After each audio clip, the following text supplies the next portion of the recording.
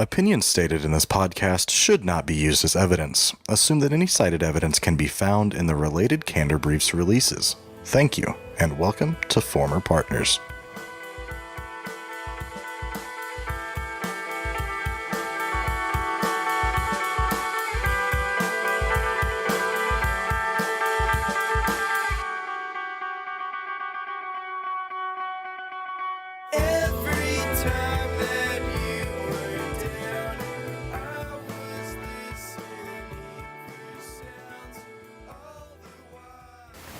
Welcome to Former Partners Podcast. My name is Quentin. And I'm Lucas. And we are Former Partners. On today's issue of the podcast, we are going to be addressing Public Forum Debate, a beginner's guide. Yeah, sort of an introduction. If you've never done it or you're just starting to do it, this will be sort of base level, how everything works and how you should debate it. Everything that we talk about today is just going to be general information. We're not going to be talking about specific evidence. This isn't necessarily related to our Candor Briefs project. This is solely for the Former Partners podcast. Yeah, this is just a good introduction to public forum. So a couple things we're going to be going over is general stuff, what a resolution is, how to read it, how to cut cards and what good resources are, how to flow, different types of judges, etiquette, and then actual how debate rounds are going to work. So we don't know how long this is going to be. We're just going to kind of go with it. And like we just said, we're going to start with some general things about public forum debate. So the first thing that you're going to learn about with public forum debate is the fact that there are two sides in any given round. There's an affirmative team and a negative team.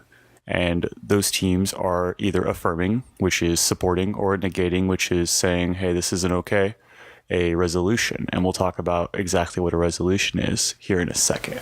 Yeah, so one of the important things to know is that in public forum debate, it's the only one where the pro team does not always speak first. In public forum, you'll flip a coin, and whoever wins gets to choose either pro or con, or first or second. What's interesting about this, and we'll touch on it in case building later in the podcast, obviously, is that it doesn't always yield significant clash, and it requires you to structure your negative cases specifically a lot differently than you think you would. Yeah, it is a little bit weird if you are switching from a different debate to public forum, but really it'll make sense once you get used to it. So the very first thing we're going to give you guys is the time outline of how a public forum round works. Generally speaking, they are around 45 minutes. There are 11 speeches. Is that correct? No, there are 8 speeches. 8 speeches. Wow, I cannot count. 8 speeches and 3 crossfires, so 11 sections of timed speaking, but only 8 actual speeches. So the way that works is it's both the first speakers give their constructive case where they read their case, and those are 4 minutes long each. After that, those 2 first speakers have a questioning period called crossfire, where they can ask each other about the case, about framework, that kind of thing.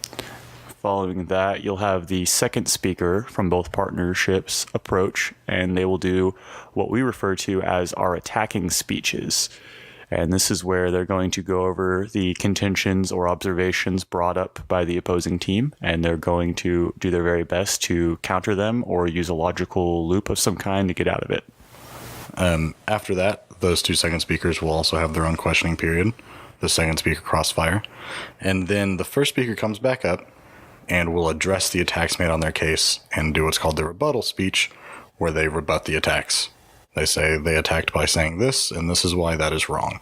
And we'll go over this stuff more in a second and a little bit with how the actual speeches work. But after those rebuttal speeches, you will have what is known as the grand crossfire. This is where all 4 people in the debate round, both the first and second speakers of both teams, will remain seated, and they will ask each other questions across about the entire debate round. And this is your chance for final clarification. Yep, after this, there is no more conversation between the 2 teams. Because at the end of the round is when you get my favorite, the final focus is what we refer to it as, or the summary speech. Some of you may have heard it as that. And it's where the second speaker comes up and they have 2 minutes to give you all your voting issues, what impacts they've won, and ultimately why they think they deserve the ballot. Yep. So that those times are 443, 443, 223, 22. And then they will also receive 2 minutes of preparation time that you are allowed to use in between speeches at any time, but generally only in between speeches. Yep, and that's all cumulative, so you get 2 minutes total. Don't have to use it all at once, don't have to use it at all. And again, the last thing we're hitting in the podcast today is going to be case building and how these speeches are structured exactly. And that's where we're going to go into more specifics about their purpose. Yeah, but first let's talk about resolutions. What a resolution is. Essentially, it's a statement to affirm or deny based on which team you're on. As we said, there is a pro and a con, or an affirmative and a negative team, and they are always going to be discussing a resolution that they have pre-decided a side on. Right, so if you're pro, you are affirming or supporting the statement made in the resolution. If you're con, you are denying whatever that statement is in the resolution. Or at least parts of it. Yeah, at least part of it. Pro has to affirm and support all of it. Con can really say no to any part without issues. That's just their job.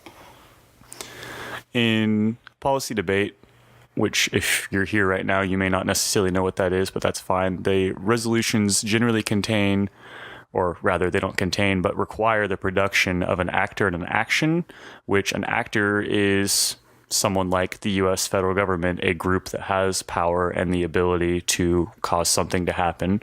And an action is what they're doing, such as the U.S. federal government putting new seatbelt laws into place. And in public forum debate, these two things are generally given to you rather than you having to develop them like you would in policy. So, yeah, the resolution can and usually does contain the actor, which is usually like the U.S. federal government or some sort of government, and an action. So that's the rest of the resolution. The current one is that they should prioritize reducing the federal debt over promoting economic growth. So there's a person and an action, and then you support or deny that. So that's what a resolution is. It's pretty simple. What a resolution does not contain is purpose.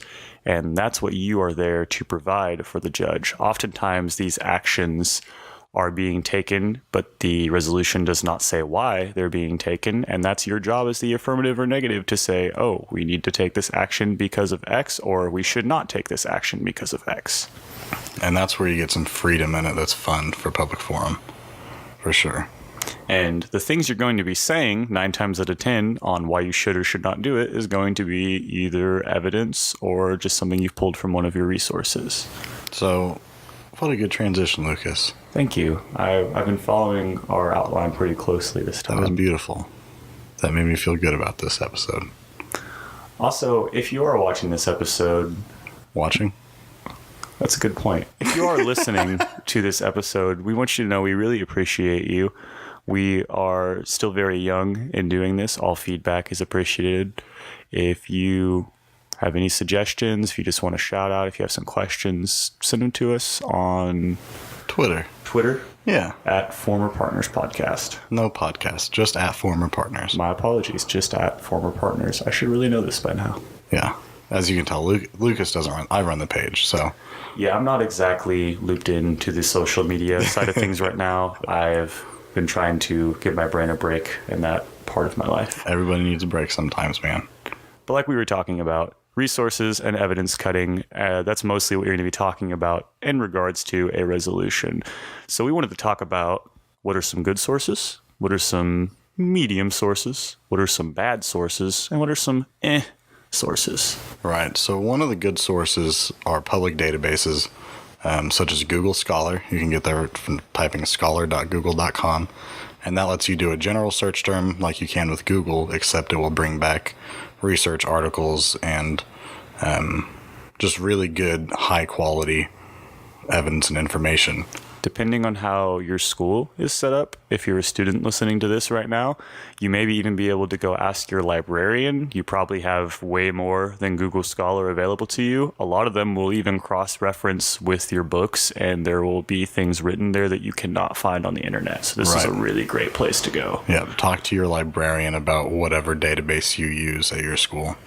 We had one. I don't remember what it was. I believe it started with a P.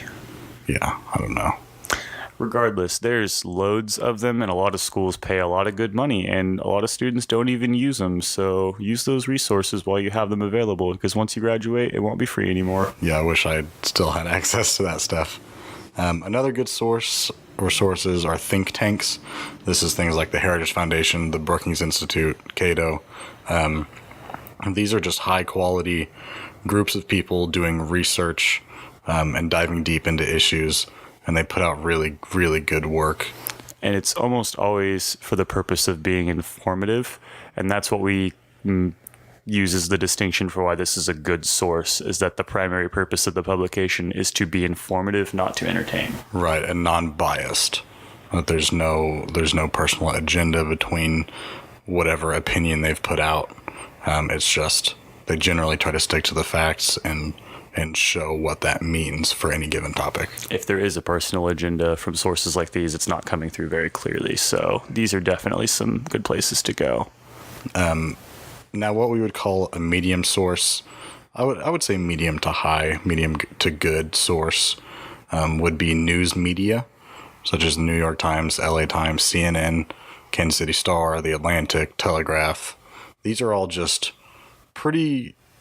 typically pretty straight down the middle in terms of bias. They just kind of report what's going on and have pretty good articles.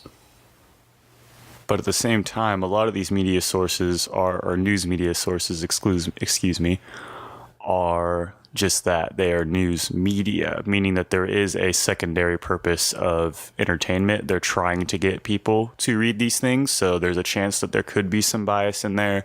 There's a chance that the information might be a little bit conflated just to make it more sensational for the reader or the listener. Right. And so there will be some exaggeration, which sometimes isn't a bad thing if you're trying to find heartstrings cards that will portray some emotion to the judge. But generally, if you want some just, these are the facts, this is how it works, think tanks and in higher class news media can work for you. Now, as well as the public databases. Right. Bad sources are things like medias and blogs, personal websites, wiki sites, anything that anybody can write. Just don't. So here's the thing. I'm going to tell you guys a secret right now. Wikipedia is awesome. And here's why. Give them $3, please. Yes, give Wikipedia $3. They need to stay open. But they're awesome, and here's why. You can go to Wikipedia. You can type in pretty much anything you want to know about. There's probably a page or pages on it. And all of that information is not good to use in a debate round. But if you go to the bottom of those Wikipedia pages, there's almost always citations, and all of those sources are where they got their information from, and that's going back to most likely a medium or even a good source by doing that. Right. So if you find something on Wikipedia that you're like, wow, I wish I could use this, don't use it from Wikipedia. Look at whatever the citation number is, scroll down to the bottom, and look at that citation and read that from the original author. And you can cut that and it'll be a good card. And chances are they're probably hyperlinked. You might even just be able to control click it and bring it up in a new tab. It's right there. You're ready to go. It's awesome. Yeah, so don't use sources that anybody can add to, but the good ones like Wikipedia, you can usually find the original source. So the reason we call these bad sources is due to the fact that what Quentin just said, anybody can add to a lot of things. Now, certain Wikipedia pages, I know they're locked. Only people with official editor access can go in and change it. And those people usually have a certain amount of credibility. But at the end of the day, there still are pages on Wikipedia that anybody can edit. There still are blogs on the website, on the internet, that are just anybody from off the street saying things. And you have to stay away from that. And you have to stay away from media too, because it's usually sheer entertainment. You don't want to use a YouTube video for your source in a debate round. Now, what we made a sort of new description called sources for what we would call biased media. This is news media news is it companies? Yeah, I believe so. Or the corporations. News corporations, Yes. yeah. That typically have a pretty strong bias towards one side or the other politically. We're talking about Fox News leaning super far right, and MSNBC leaning super far left. So they'll let out some bias in a lot of their articles. We choose those two because there's not a lot of disagreement on either side that those are biased news sources. The right pretty much agrees to the fact that Fox News is their source, and the left pretty much agrees to the fact that MSNBC is their source. Whether or not other publications are heavily biased, things like CNN, things like the New York Times, Huffington Post, that isn't for us to say. We're just using those as examples and things that you need to be careful of. Really, any publication, even something from a think tank, technically could be biased. You just have to read for content rather than just for the information you're looking for. And the tricky thing is with websites like Fox News and MSNBC, what they're reporting isn't wrong, and it's not wrong to use in a debate round. Just be ready to be called out if it seems a little bit biased. Or different from other evidence. It's very common for evidence from biased news sources to make a no true Scotsman type error where, no true American would think that we shouldn't increase taxes on the rich, or no real Republican would think that we don't need to ban abortion. And they're going to make those assumptions with that bias to try and really strike a chord with people who already have those opinions. And that's where we're getting the concept of biased media from. So don't just totally go away from those, what we're putting in the sources of biased news, but be careful. If you can find it from a different source, probably do that. But, it's up to you. Now, if you find something that's from a extremely biased source, then your best bet is going to be and try and distance the author from the publication. So don't cite CNN if the author of the article from CNN is somebody who is generally unbiased. They're just a professor from Harvard or whatever. Then you can use them as the source rather than CNN. Yes, it was still published on CNN. Someone can try to throw something at you about that, but you're going to be able to defend the original author rather than the publication that put it up. Right. And that actually, I forgot, some other good sources would be like Harvard reviews, Duke, Yale reviews. A lot of those universities have journals where they report and put out information on these topics. As well as, I'm just having like an epiphany moment here. Digging through some of the old dissertation papers from these Ivy League schools is also a really good way to find information that you probably would never find anywhere else.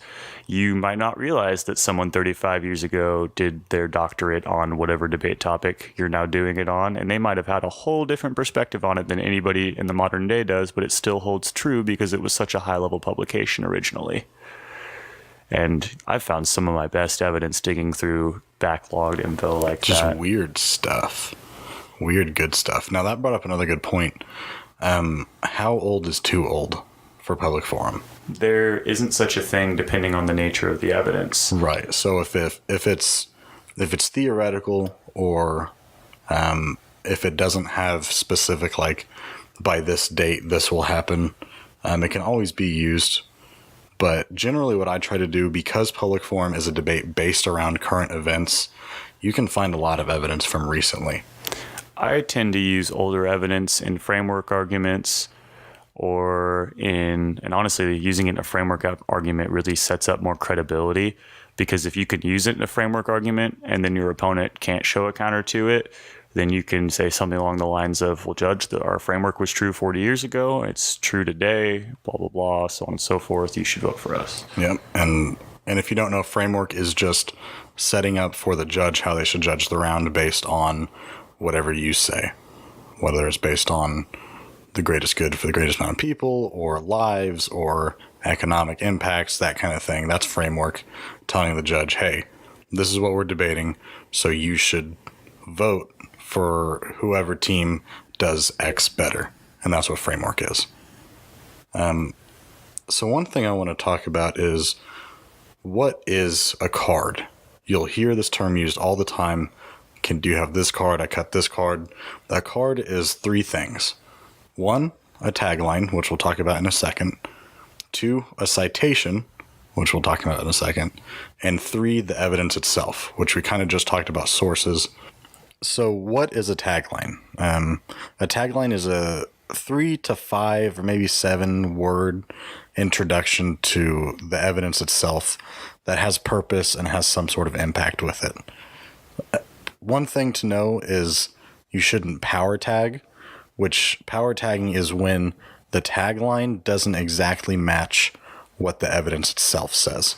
So you might have evidence that says spending more money on childhood education is not great, but it might be tagged as spending money on childhood education will cause economic collapse. Right. So power tagging is when you just exaggerate what the evidence says, which just don't do that. It's really easy not to do it. And if you ever have a piece of evidence that you've cut where you're having trouble determining the actual impact, show it to somebody on your team. Show it to your coach. Shoot, send it to us. We'll help you figure it out.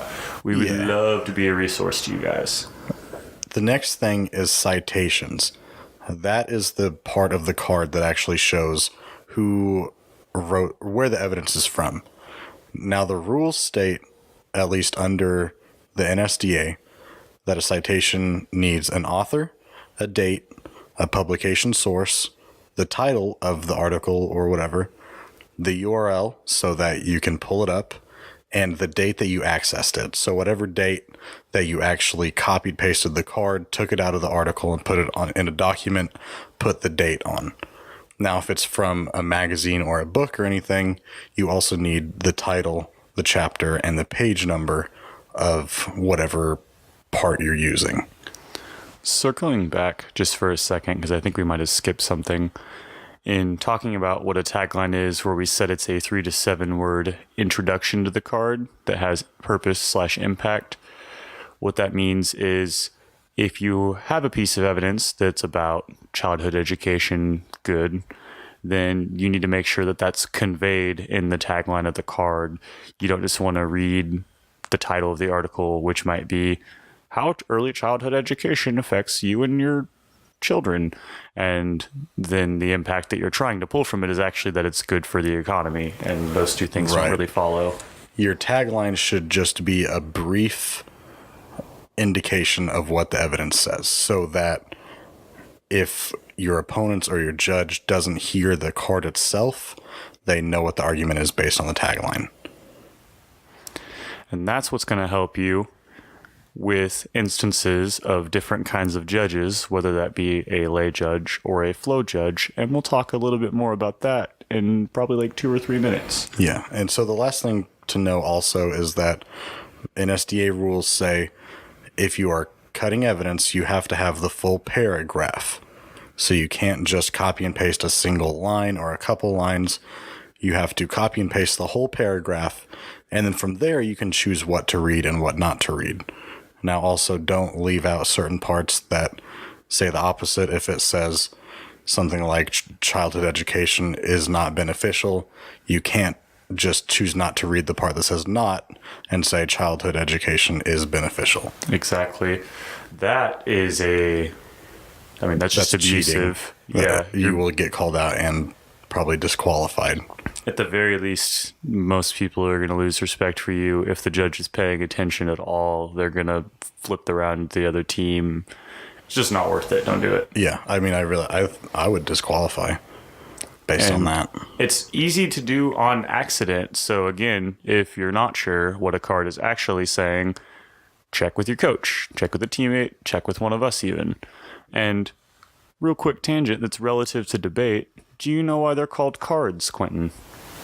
Because the way it used to be was they would cut out newspaper articles and put them on index cards and have them filed. Yeah, I know. You know what? I know Jim from West Coast Debate. We've talked a little bit. He told me about how it used to be. It was kind of scary. I'm just thinking of, is it Wick from Carthage that used to do debate? Yeah. He was the one who told me all about that. Wow. Not to use anybody's name or likeness without the permission. That's all you need to know is that it was Wick. Wow. Yeah, I forgot. We used to talk to him about debate a lot. He was a pretty lucrative debater back in the day. Yeah. Prolific, I think, is a better word than lucrative. Yeah, evidence cards used to be called cards because, yeah, they were written on actual little index cards because they didn't have laptops. And trading evidence was literally like trading cards. It was kind of cool, actually. Like Pokemon cards. Or Yu-Gi-Oh! Yeah, I like Yu-Gi-Oh more. Anyway. Also, Yu-Gi-Oh! Show us some love. Yeah. Hey, Yu-Gi-Oh! Sponsor us. But in talking about what a resolution is, and the fact there's an affirmative team affirming it and a negative team negating it, you have all this evidence, you have all these arguments going on, you got a resolution that you're trying to stay on one side of. How are you going to keep track of all of that in your head? Well, the simple fact is you can't. And that's why you have to flow the round. Flowing is a visual representation of the air quotes flow of arguments being made on the round. You are keeping track on pen and paper visually so you can know who said what to what argument in response on a piece of paper. There is not a correct way to flow. There are standard styles that have been adopted by different debate teams in different parts of the country that get passed down to every class because they're very accessible for the average student. However, don't be afraid of developing your own flow style. And at this point, I'm hoping that there's a visual representation of an example flow on the screen and we can kind of talk about it a little bit. Yeah. So typically, the way it'll be is you start from the left and move to the right. On the left, you write down the case arguments, your contentions or observations, and taglines. And then during your opponent's speech, they'll attack your contentions, and you will draw a line and write what they said. And then whenever you write a rebuttal speech, you'll do the same thing so that you can just read left to right. I said this, then they said this, then I said this. And it's a good visual representation of how the arguments went during the round. It makes it really easy to do impact calculus at the end of the round as well for second speakers primarily during your final focus. With a proper flow of arguments, you'll be able to very easily select 2 to 5 impacts off of your flow that your team won that you can then bring back up because they're still relevant at that point and explain why those are your voting issues and why you should get the ballot. Yep. Pretty simple to understand. It's hard to convey without showing you. So if I remember to, I'm going to upload a picture of what a flow should look like. If you don't already know, if you do know, who cares? There might even be a little bit of After Effects on there to maybe illustrate some of this. But chances are we're going to do a full episode on flowing at some point in the future as part of this introduction series. Yeah. So now moving from what flowing is and what its purpose is, let's talk about judges a little bit. There are typically 2 types of judges. There's a lay judge and a flow judge. The difference is pretty much just experience. A lay judge is called that because they are a lay person. They are straight off the street. They don't have any debate background. They're not taking notes and they're not flowing. A flow judge, by comparison, is the opposite. Generally speaking, they have a debate background, or at the very least, they are versed in whatever current event you're discussing. Or they just understand argumentation in general. Yes, they will most likely flow, but again, not every flow judge flows. We only call them flow judges because we're trying to reiterate the fact that this is going to be a judge that can follow your round more easily. Yeah. So a flow judge really just means that they have a better understanding of debate. Now, there's a difference in these judges because depending on which they are, it'll change how you debate a little bit. You have to watch your jargon with lay judges, which is funny because the word jargon is not super common anymore, so it's almost become jargon for itself. By jargon, I'm referring to slang that is unique to speech and debate. So if you go up and you're talking about doing a permutation, or if you go up and you're talking about the actor and the action and the resolution, you're going to want to do that kind of stuff with a flow judge, or at the very least, you're going to want to very clearly explain it if you think you have a lay judge. Right. So if you have a flow judge and your opponents didn't attack an argument, you can just tell them silence is compliance, we win this. But if you have a lay judge and you say silence is compliance, they're going to think you're talking about something else, and it's going to sound really bad. So if you have a lay judge, you need to say, my opponents didn't attack this, so based on public forum rules, they agree with it. You just have to give more explanation and more lay terms to a lay judge. It's really all it is. And don't judge a book by its cover. Just because you think you have a lay judge doesn't mean you have a lay judge. Just because you think you have a flow judge doesn't mean you have a flow judge. They might be drawing a picture. They might be checking their phone under the table. You can't control any of these things. So really, the best approach to any debate round with your judge is to not worry about it. Just pick a style that is approachable for pretty much anybody and explain yourself clearly and concisely, and that's all you can do. Yeah.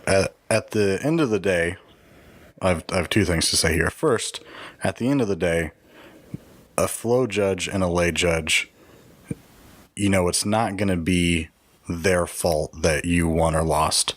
The debate round's going to go the same way. Typically, the better debater is going to win.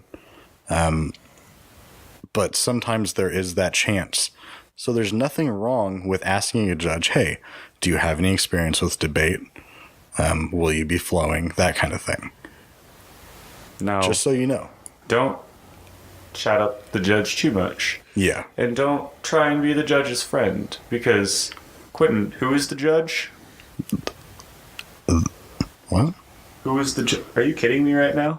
Wait, what? The Great Debaters? Oh, I haven't watched that movie in so long. The judge is God. Oh, Why Jesus. is he God? Because he decides who wins and who loses, not my opponent.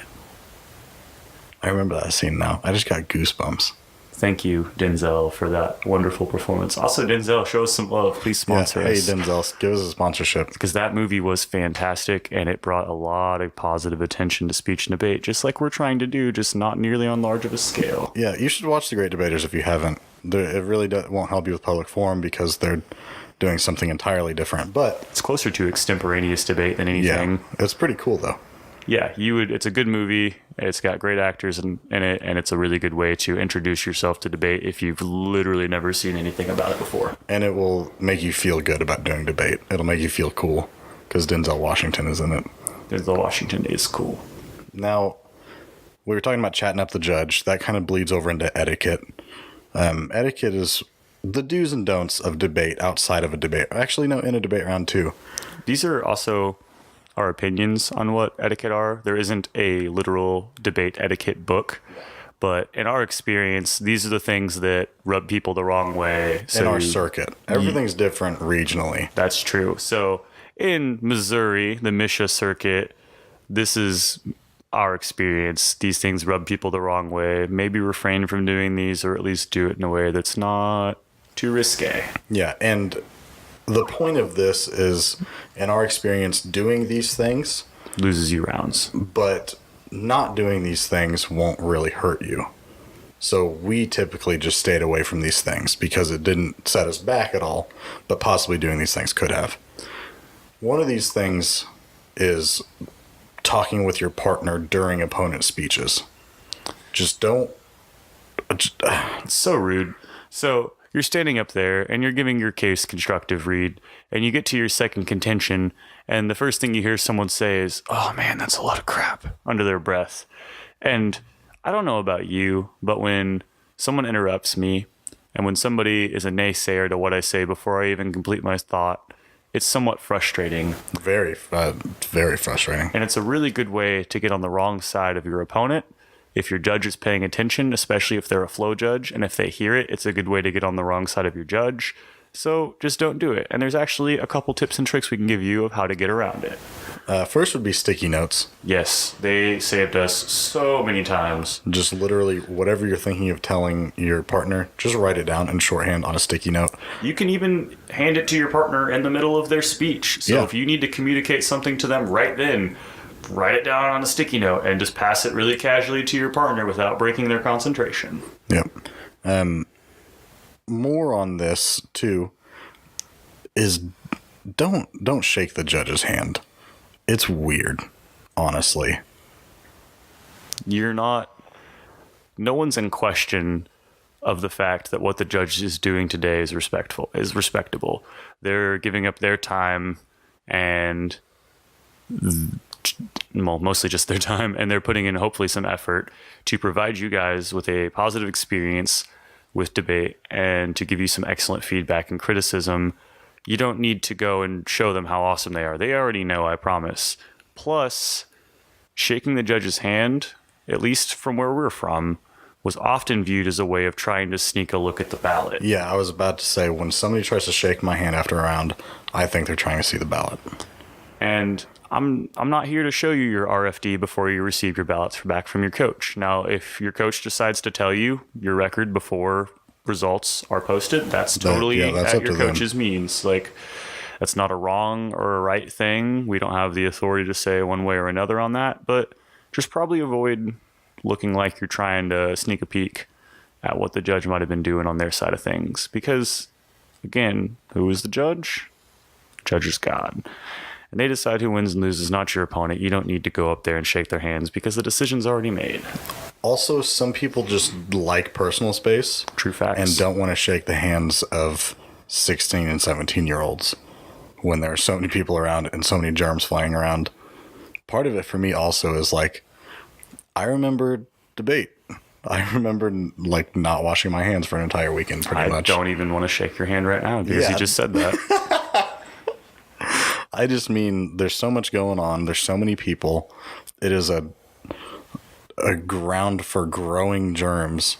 And don't forget, some people just have anxiety. They just don't like contact with other people they don't know very well. So you're just avoiding opening a potential can of worms by not getting too personal or too buddy-buddy with the judge. Yep. Just give them their space. Don't try to shake their hand. Another thing that's weird with public forum is, and debate in general, during crossfires and cross-examinations, you are speaking to the opponent, but you are still giving a speech to the judge. So you need to be looking at the judge during crossfire. It feels weird at first, I know. But when they are asking you questions and you are answering, that is another speech. And understand that the judge is there as not only as somebody who's going to be giving you criticism, but as a mediator. So if it's a coach, especially, and you just ask some ridiculously abusive, offhanded stuff, you're going to be looking at them while you say it because they're going to have the chance to give you a facial response and maybe even stop the round and be like, hey, whoa, hold on, you can't do that. And it's also just what we're told to do. You are supposed to look at the judge during crossfire. Again, it is unnatural, but it helps prevent undue aggression between the two people asking each other questions. Right. And that leads to just don't be rude or mean. You can be authoritative without being mean. You can show control of a round without being rude and degrading to somebody. And this is a really cool time to talk about something called catharsis. I get it. High school isn't always the most fun place in the whole world. You're probably mad and confused about a lot of different things, and you might use activities like debate or sports as your outlet for those feelings. Using anger is not a bad thing in these types of activities. That's what catharsis is. It's having negative emotion that you need to release and considering it and then putting it out in a healthy way. You can be angry without being hateful. And the difference really is that people get angry about things, but people hate people. Right. And as long as you're staying on that anger side of thing and that passion side of things, and you're directing it at your opponent's cases and not at your opponent's or at some sort of ideology about who they are, you'll be fine. Feel free to let that out. Just don't get carried away with it. Yeah. There is a very fine line between being emotional and passionate about the topics you're discussing and being mean and hating your opponents themselves. So just be aware of that line and don't cross it. Yeah, pack your gym bag like boxers do. This is the best example. Boxers, they don't just get violent in their day-to-day lives and knock people out on the street, because that doesn't make any sense. That's really counterintuitive to what they're trying to do. Whenever they're frustrated, they think about it. They go pack their gym bag, they get their gloves, they go to the gym, they get their spot at the gym, and then they let loose on the bag. And that's what you need to do, is you have to pack your gym bag, get your evidence together.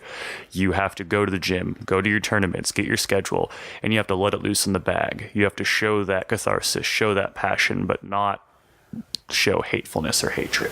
Right. So that's about it for etiquette. There's some other things we could talk about. If you have any questions, let us know. What should I do in this situation or that? But that's a pretty good basis for etiquette in a lot of aspects of debate.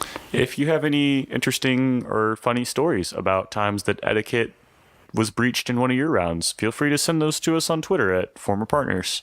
We would love to read about it. We might even talk about it in a later episode. And if you want us to use your name, just tell us that in the message. Yep. So now getting a little bit more specific into public forum, let's talk about actual public forum rounds. First, I want to talk about case building, which is important in public forum because, like we talked about, pro and con does not have a specific time that they speak, who speaks first and second. So it leads to some issues because the con team can speak first and negate a resolution that hasn't had any support for it yet. And that leads to some things, which I know you wanted to talk about this a little bit. For case building a con case. Oh, yes. I remember what you're talking about now. So yes, with negative side of debate in public forum, it's tempting to want to put blocks as contentions in your debate. And what I mean by putting a block as a contention is there are going to be a handful of arguments that you run into 7 out of 10, 9 out of 10 rounds on certain topics. Every team's going to run them because they're good, usually. The problem is that not literally every team's going to run them. So don't feel the need to put a counter to that really common argument in your negative case or in your affirmative case, if it's, the opposite way, in hopes of defeating your opponent before they even read their point. Don't do that. Just respond to it as it comes up, because if they don't have that point in their case, then you've just brought up something that's mostly atopical. And even if irrelevant. Yeah. And even if they do have that in the case, it's not going to have as much impact as it will if you read it after they bring up their point. Right. So that's a good general case building tip. Don't worry about blocks until you actually have to block an argument. Don't put it in your case. Now, whenever you're building a case, just generally what you're going to have is an introduction where you say, my partner Lucas and I stand in firm affirmation or negation of the resolution stated blah, blah, blah, blah, blah. We stand in affirmation or negation for the following reasons. And you can give a short little introduction to it. If you've ever written an essay, or whether it be informational, argumentation, essay, this is your introduction paragraph. You state your stance, give a brief overview of your reasons, and then actually move into the reasons themselves. The reasons in this instance being your contentions. Typically, the meta right now is a 3 contention case. There's a good reason for that. There's a substantial amount of scientific inquiry that has shown us people remember things in groups of 3s. Yeah. So to make your case more memorable, it is rather advantageous to make it 3 points that you can say about 3 different times in the round, realistically. And those contentions, a lot of people run into issues that I've seen where their contentions are the same thing. Their first contention and second contention say essentially the same thing, maybe a little bit different, and the third contention is different, whatever. That is the point of subpoints. So whenever you make a subpoint under a contention, it'll have your contention heading, contention 1. This leads to this. Under subpoint A, you can either have different links, different impacts, different examples. If you have 2 pieces of evidence that you want to use, but they both say pretty much the same thing, maybe with a little bit of difference, put them under the same contention as subpoints. That allows you to pretty much have one point or one contention with multiple things under it. It's very advantageous to use. It kind of breaks up the flow of the round a little bit, and it's nice to have. It builds a good wall of arguments for you. At the same time, it's also good for your contentions to couple together, at least to a certain extent. So in the same way that you don't want to say three things that are virtually the same with different wordings, you don't want to say three things that are so far apart that you can't couple the impacts together so that all three of them actually fall on your side. Right. With these topics, these resolutions are made to be about what's going on currently in the world. That is the point of public forum debate. It's based on Ted Turner's Crossfire, which was a current events debate on CNN way back in the day. Actually, not way back in the day, but It was like the 80s, right? I think it was the 90s. I don't know, though. I have no idea. But the point is, public forum debate is based on what's going on this month. There's going to be a lot of evidence on it. You can find a lot of different arguments, but they all lead back to the same thing, or at least should. So that's how you should build a case around your side. Then, of course, you need impacts. What? Oh, I was just going to say, so we've talked about, how to approach public forum, what the purpose is, how to read a resolution, what the two different teams are, how to flow the arguments in the round. And you're probably sitting there wondering, man, I have everything except for what I'm actually supposed to say. And that's what we're about to talk about. With case building even, that's not even all that you're going to say. That's just the evidence that supports what you're going to say. Yeah. And this is what's going to take us into the speeches that actually make up the public forum round. Right. The last thing I wanted to say on case building, My apologies. that's okay, is impacts. After each of your pieces of evidence, after each of your contentions, you need to show the judge how this affects them.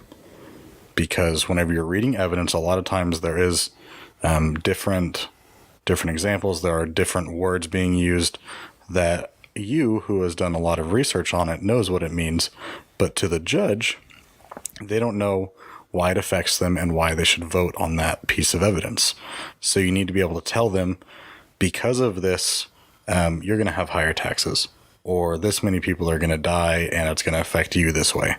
Always relate it to the judge and always give the judge an impact to weigh the round with. So don't forget impacts. And drawing those impacts out and making them clear is equally the first and the second speaker's job. Yeah. There's a bit of a social faux pas going on, at least it was when we were in debate, about how the first speaker generally would bring up all of the evidence and impacts, and the second speaker would almost exclusively attack case. But that is not very conducive to the second speaker's final speech, that being the final focus, where they are actually supposed to summarize the round. So both partners need to be touching on the impacts and how they relate to the judge. Otherwise, you're not going to have that powerful finish that you're really looking for. Right. So we'll talk a little bit about that now. So we're going to go down each of the speeches and sort of how they will work. So the first one is the case speech, the constructive speech. This is where the first speaker gives the resolution, gives their support or denial of it, and then gives their points. So as a first speaker, you have this speech and your rebuttal, which we'll talk about in a second. But the case speech is the first thing the judge is going to hear from you, and it is your chance to lay out your main points. That case building we just talked about, this is the speech where you read that case. So this is where you're going to say, we stand in support, blah, blah, blah, blah, blah. Here's our points. And this is where you give the judge your impacts. This is your first impression. It's your first impression, and it's also sort of your man, I can't think of a good word for it. It is your, I don't want to say this is your ammunition for the round. This is your opportunity to lay out your biggest cards. and I don't mean debate cards. I was trying to use that as like magician, like card up the sleeve kind of thing. This is your chance to lay out the big guns. This is what you got. This is why you should vote for us. These are your most important points you can find, and this is what your side of the debate is going to be based around. Now, after this is all laid out, there is a crossfire, which we'll talking about in a minute, but the other team will come up and give an attacking speech against this. And this is the second speaker's job, so Lucas is going to talk about that. This speech is so pleasant. I have many fond memories of giving these kinds of speeches because this is the part where you go up to the podium, and as the second speaker, you've had a maximum of 7 minutes to tear apart 3 well-structured arguments that somebody has had over a month and a half to put together. And watching the light fall out of their eyes as you do it is just so satisfying. Maybe I'm sick for that, but I don't care. There's a certain satisfaction in being victorious in competitive activities.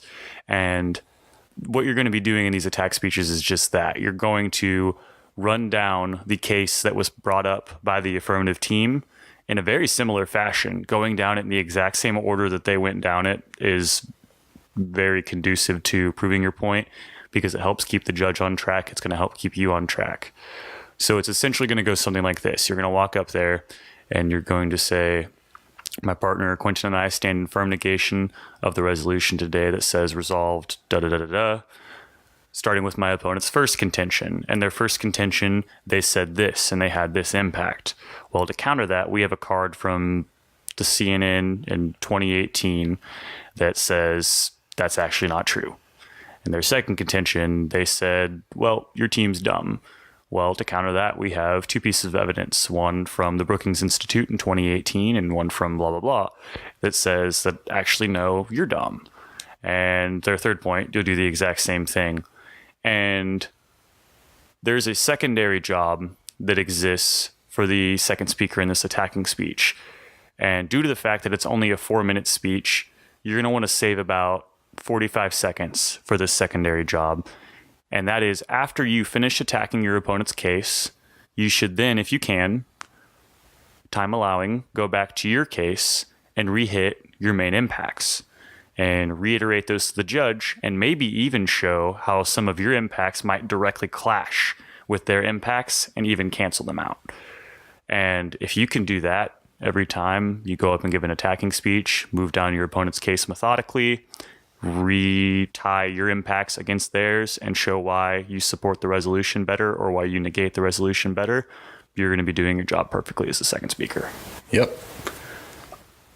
As an afterthought, don't worry so much about the re-hitting your own impacts part of it if you don't have time. If you hit a team and they're running a 4-contention case with 2 subpoints on every contention, and there's a piece of evidence for every subpoint for a total of 8 pieces of evidence that you have to then address with 8 unique pieces of evidence of your own that you had to assemble across a 7-minute at the most and a It would actually be 11 at the most. 11? Mm-hmm. How so? Well, from the time that their case begins, you don't have all of their contentions. Never mind. It's been too long since I debated. So yeah, you have 7 minutes at the most and 3 minutes at the least to construct this speech. If they have a big case, don't worry as much about hitting your impacts again. Just try to fit it in if you can. Not going over time is more important than covering content. Yeah. And that's really all there is about it. Then after your attacking speech, you're going to have a crossfire between the attackers. And we're going to talk about all 3 of the crossfires at the end, because every crossfire kind of has a different purpose, or it can have a different purpose. And this is how we always use them. And you guys might be able to do it the same way and find some luck. We don't know. Yep. So after those attacking speeches happen, it is now time for the first speaker to come back up and give their rebuttal speech. This is where the first speaker will look at the opponent's attacks made on their case. You only have 2 minutes. Right. The rebuttal speech is only 2 minutes. So you're going to, generally you have a lot to say and not enough time, but that's the case for all speeches. So what you're going to do is you're going to look at the attacks that, in this example, Lucas just made on on your case, the attacks that your opponents made on your case, and you're going to do the same thing that Lucas did, except you're attacking their attacks. You are responding and defending your case against their attacks. So you're going to go down and you're going to say, our contention 1 says this. In response, my opponents attacked this by saying, blah, blah, blah, blah, blah. This is why that's wrong. Our contention 2 said this. Our opponents attacked this by saying, yada, yada, yada. And this is why this is wrong. In the end, you want to say, all of our points still stand. Our case still stands. Please, we urge a pro or a con ballot, whatever it is. So you just want the end. You want the last word on the arguments if you can get it there. You want to defend your case with evidence against their attacks, and show why your case still stands at the end of the debate. Because at this point, you're nearing the end of the debate. You're on the second half. You're on the home stretch. So you want to be able to say that your case still stands strong to their attacks. And always end it when you have time with, please vote pro or con. And that's the biggest thing with rebuttal speeches, is just making sure that you respond to all the arguments, because your case needs to stand strong at the end of the debate. And the rebuttal is also your last chance to bring up new evidence in response. New arguments. No, that's correct. New arguments in response to these arguments that have been made against your case. You're not allowed to bring up new arguments in the final focus, which is the next speech that we're talking about, due to the fact that it is unfair. Yeah. Plain and simple. They just made a rebuttal speech that is countering your counter to their point initially, and we get it. Both sides could go back and forth all day. You could bring up a limitless string of answer twos and blocks on tops of blocks on tops of blocks until you're 13 layers deep and the argument's so convoluted nobody knows what it's actually about in the first place. And we don't like that. Nobody likes that. That's unnecessary. That's the kind of discussion that happens in the think tanks that are gathering the information for you in the first place. So as a general rule of thumb, and as what I believe to be official rules for the most part, you're not allowed to bring up new arguments in the final focus. Right. And keep in mind, we're saying new arguments. You can bring up new evidence, but only if it's relevant to an argument you've already made. Right. If there is something up in the air about the evidence, you can bring up new evidence in the last speech to support something that has already been brought up. But you cannot draw a new impact out of that new evidence, because that would be the same as making a new argument. No new arguments in the last speech, because there would be no chance to respond. The second thing about the final focus is what I have been taught to be called crystallization. It's something that you and your partner should be aiming to accomplish from the moment you walk in the door of a debate round. Crystallization is really simple. It's quite literally what it sounds like. Think of crystals, how they are generally clear and they're solid and they come to a fine point. And that's what you're trying to do with all of your arguments and your impacts. So, like we said earlier, people generally remember things in threes. Each of your contentions is going to have an impact. So if at the end of your case read, your partner goes back over your impacts and says, hey, this is our impact 1, this is our impact 2, this is our impact 3. And then at the end of your attacking speech, you go, this is how our impact 1 actually negates their contention 1. This is how our impact 2 negates their contention 2, so on and so forth. And then at the end of your final focus, you can then also be like, oh, remember those impacts we talked about earlier that are still relevant because my partner defended them appropriately in the rebuttal speech? These are those impacts one more time. So you're giving them 3 impacts 3 different times throughout the round, ideally ones you won. Yeah.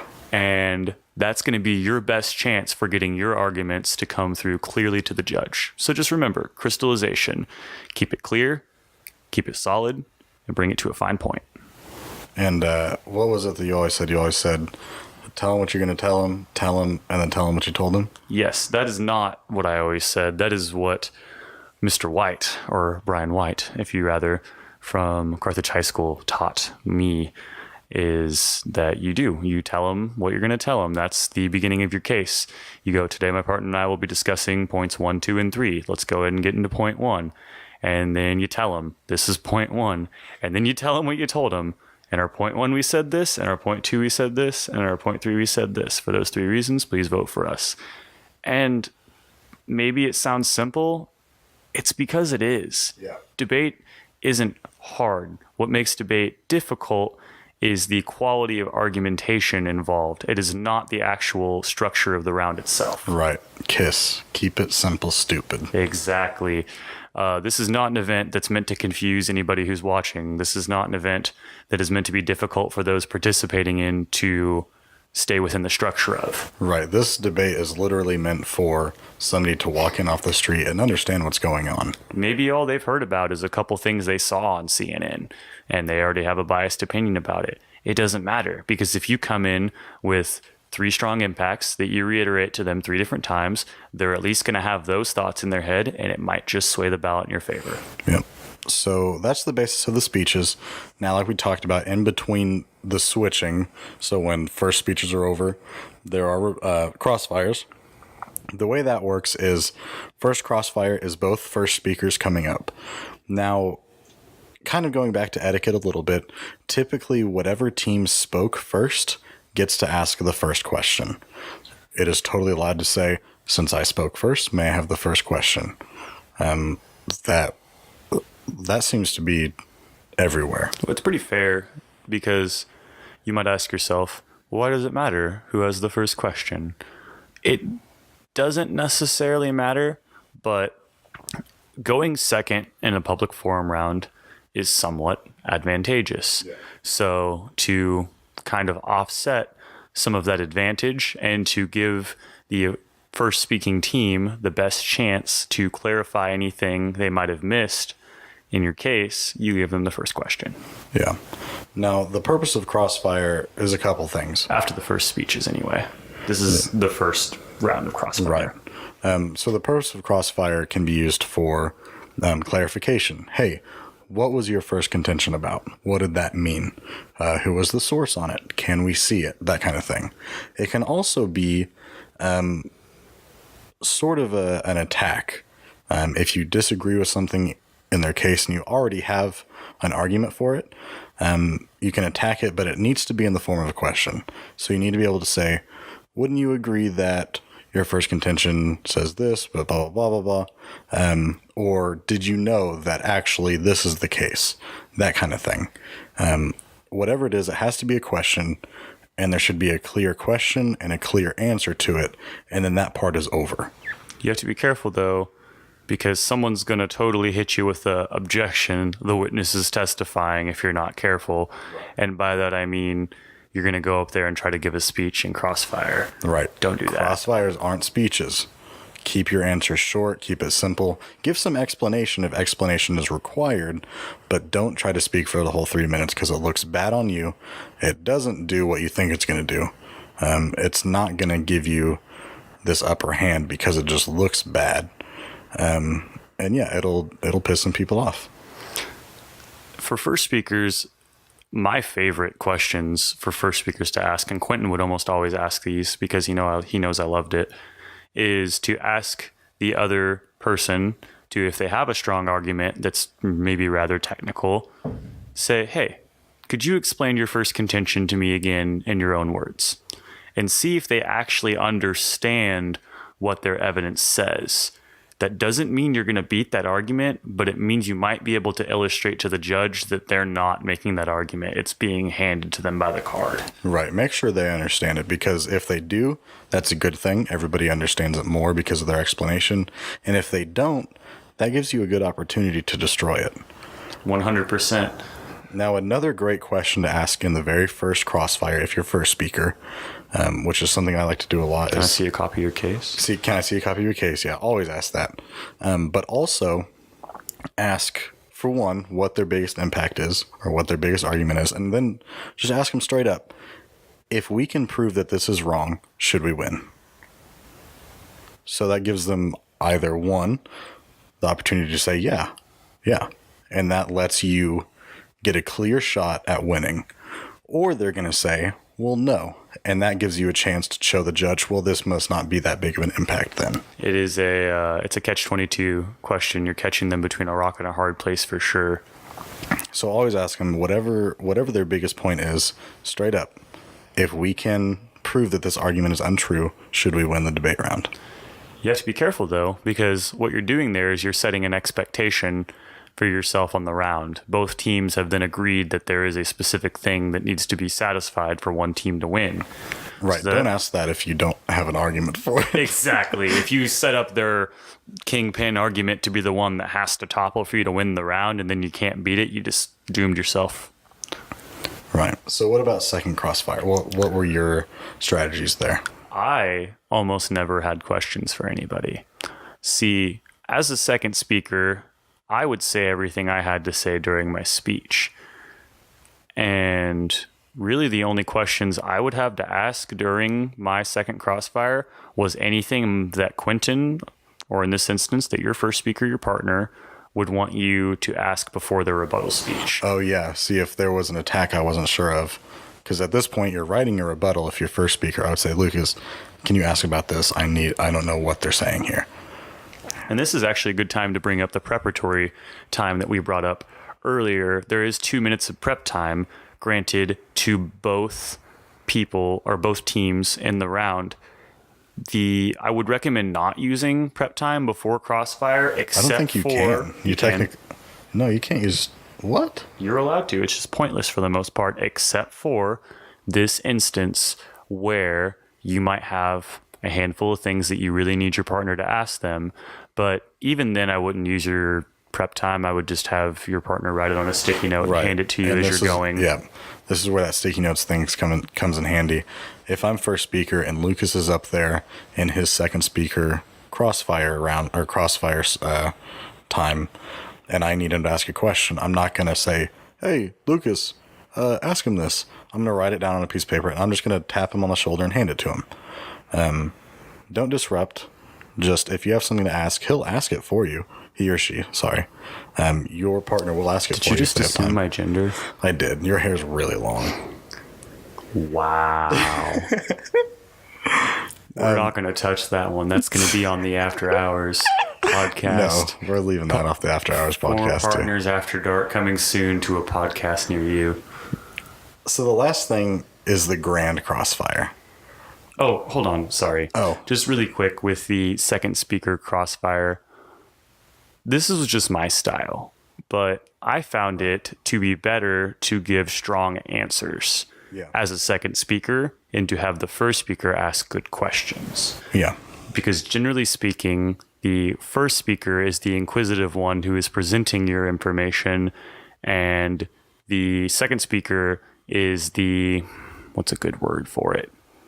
I almost want to say kinetic, but I don't know if that's the right word. I don't know what that means. But the second speaker is the one who is attempting to obviously attack their cases and to bring down their points.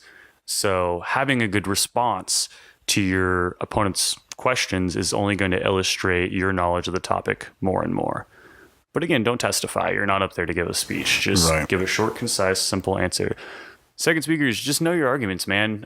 Be able to argue the exact same thing in 5 different ways, and you'll be able to answer any question that gets thrown at you. And something that I've always seen, which we ran into issues with this when we first started being partners, about a few months in, we hit our stride very well. We had a good partner relationship. But second speakers, believe it or not, you need to know what your case says too. Yeah, you don't necessarily even need to flow your case, but you should at least have a copy of it on hand, and you should have read it at least half as many times as the first speaker. Yeah, you should know what it says. You should know who the sources are. You should know what the arguments are, just in case. I mean, typically the first speaker's round is based around the case. The second speaker's round is based around the opponent's case. That's typically how it is. But if that second speaker from the other team is like, hey, can you explain your guys' second contention to me in your own words? And then you go, I don't know what our second contention is. You probably just lost that round. Yeah, that looks awful. And this goes for everybody. Know your car or your case. If something that I always just take notes in my head, mental points that I give whenever I'm judging. If somebody asks a question about a case and that person has to look at their case to know what they're talking about, that's some points off in my head.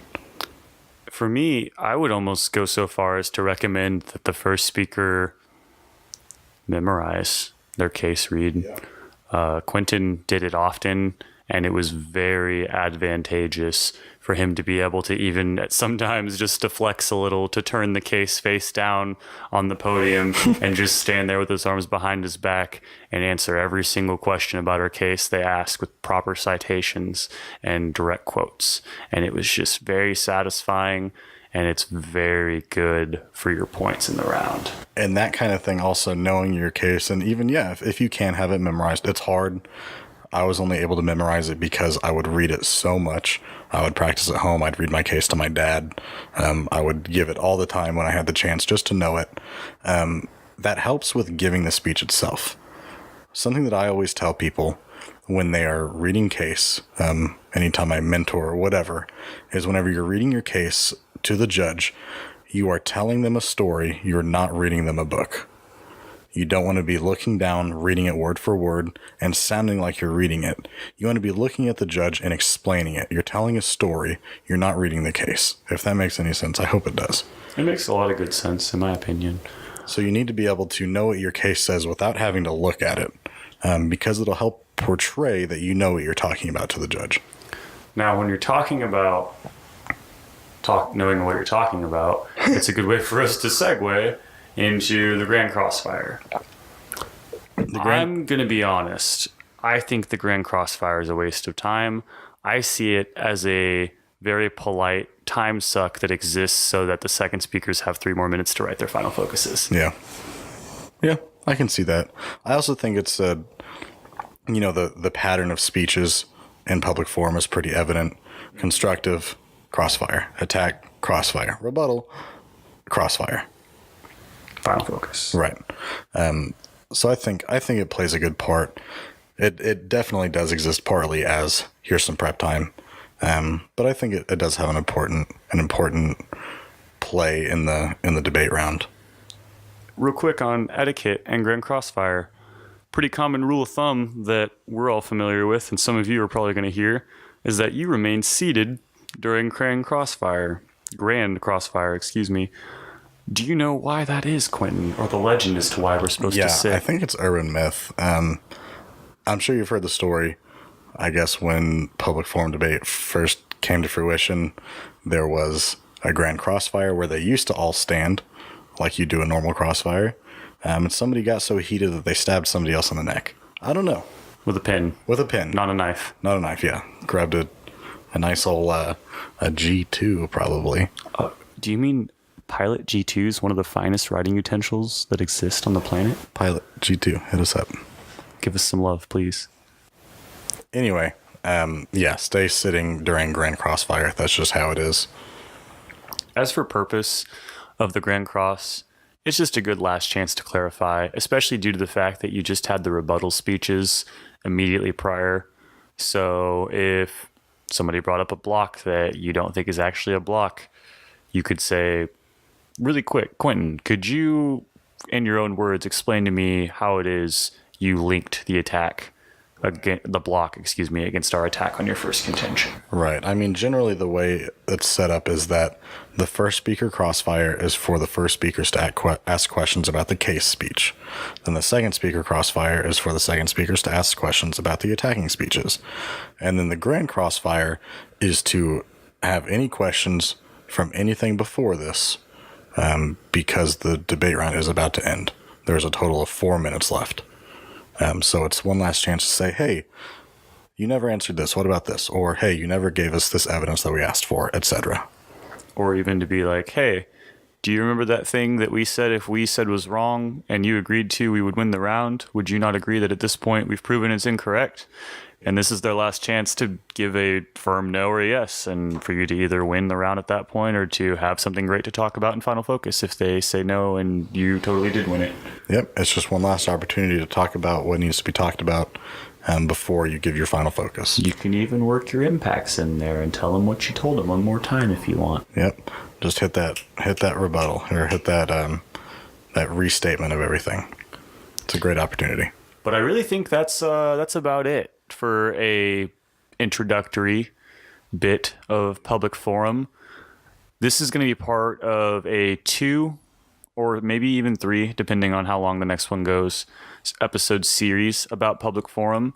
This one was intended to be an introduction, and our next episode is going to be covering some more debate theory about public forum and what we think good ways to approach the speeches are and for what purpose they can be served. Right. I don't want to say advanced, because we're not trying to seem like we know better than anybody or we're better than anybody, but just some things that are more common at higher levels. I think that we should do actual cases and maybe some actual debate for that one, because it'll make it a lot easier to talk about flipping an argument, crystallization, and things such as that with literal examples rather than us talking about how pro is saying con is dumb. Right. So a couple of things we're going to be talking about there is I want to talk about flex cases and how to run those, how to write those, how to run them. I want to talk about indictment arguments, where you talk about what's wrong with the author of evidence to beat the evidence. You wanted to talk about impacts and link turns and everything. Yeah, I wanted to give you guys 3 different ways to flip an argument, because there are so many times that you may not even realize, and this is going to be a really quick prime example of it, that your argument is actually just like their argument. It just uses a different scale to measure it. A prime example might be that the affirmative says they're going to save $2 billion for the economy if you vote for them, whereas the negative team might say you're going to save 100,000 lives if you vote for them. Well, it's hard to put lives versus money on a scale, because even though it seems cold, it is still the real world, and you have to consider the stability of an economy when making these kinds of policy decisions. But the negative team in this instance that's arguing for the lives can then go bring up some wonderful United States Department of Labor statistics about how the average American over their lifetime makes about $1 million in economic contributions. So then you have, I don't know, what is that, like $1 trillion that you can say those 100,000 people. Is that correct, or is that a billion? 1,000 millions is a billion. So 100,000. I don't even remember what 100,000 millions would be a trillion. Yeah. So then you not only have the lives argument, but you've also flipped the argument of econ impact by saying, oh, look, Judge, we save lives. And because we save lives, those lives are going to cause larger economic stimulation than if you voted for the affirmative in the first place. So we win lives and econ. There's no reason to vote for them now. Yeah. And that's a really basic sense of flipping an argument, but we're going to try and give you more specific examples. Yeah. So that's what's to expect on the next episode. We're doing this because starting in January, we'll have our actual schedule for releasing 2 episodes on each public forum topic, switching back and forth between policy and LD topics, and then hitting some IE episodes. We couldn't do that this month because we started on an off month and weren't ready. So that's why we're doing some introduction to debate stuff. There'll be more of this stuff. But yes, that public forum theory episode will be next week. I think that about sums it up. Yeah, a couple of things. First, $5 off Candor Briefs if you give me the promo code Denzel. That's a good one. Yeah, promo code Denzel for $5 off the Candor Briefs. The first release for the January topic is out. It's ready. It's pretty good. The second release was almost ready, and then we had some unfortunate technical issues. Yep, my computer crashed before I saved it. But we're going to start backing things up on external hard drives. Yes. Because if you don't already do that and you work with computers, you should totally do that. It's going to save you a massive amount of headaches. Make a system or sore point, too. Dude, whenever I worked at Geek Squad, I would tell people they were idiots because they didn't save stuff And on didn't make a external system hard or drive. sore point. Yeah, and then it just happened to me.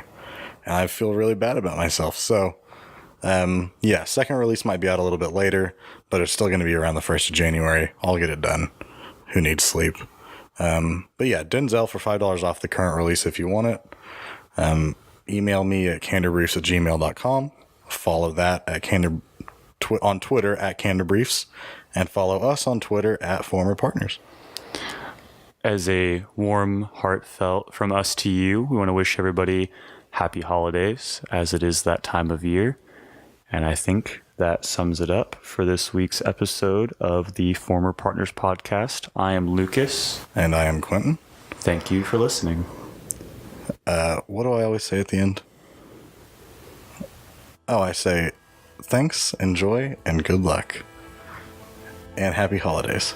Yeah. Happy holidays. All right, bye.